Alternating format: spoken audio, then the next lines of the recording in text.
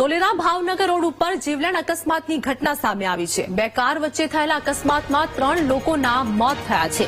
એક વ્યક્તિને ગંભીર ઈજા પહોંચતા હોસ્પિટલ લઈ જવામાં આવ્યો હતો।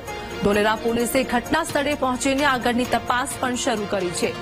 સાંડીડા ગામ નજીક અકસ્માત સર્જાયો હોવાનું સામે આવ્યું છે, જેમાં એક વ્યક્તિને ગંભીર ઈજા પહોંચતા તેને સારવાર માટે હોસ્પિટલ ખાતે ખસેડવામાં આવ્યો હતો। ધોલેરા ભાવનગર રોડ ઉપર જીવલેણ અકસ્માતની આ ઘટના સામે આવી।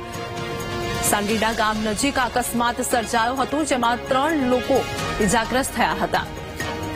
સંવાદદાતા હરિઓમ અમારી સાથે જોડાઈ ગયા છે। ધોલેરા ભાવનગર રોડ ઉપર જીવલેણ અકસ્માતની ઘટના સામે આવી, શું અપડેટ?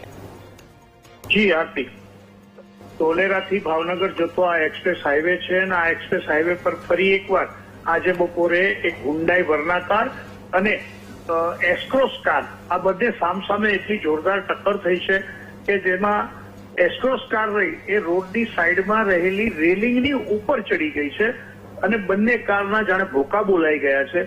ત્યારે હાલ મળતી માહિતી મુજબ 3 લોકોના ઘટના સ્થળે મોત થયા છે અને એક વ્યક્તિને ગંભીર હાલતમાં 108ની મદદથી ભાવનગર લઈ જવાયો છે। ત્યાં ટ્રાફિક જામના દ્રશ્યો છે। હાલ ધોલેરા પોલીસ ઘટના સ્થળે પહોંચી છે અને ટ્રાફિક નિયમન માટેની કાર્યવાહી કરી રહી છે। ત્યારે ફરી એકવાર આ એક્સપ્રેસ હાઈવે રક્તરંજિત થયો છે। જી આભાર હરિઓમ સમગ્ર માહિતી આપવા બદલ।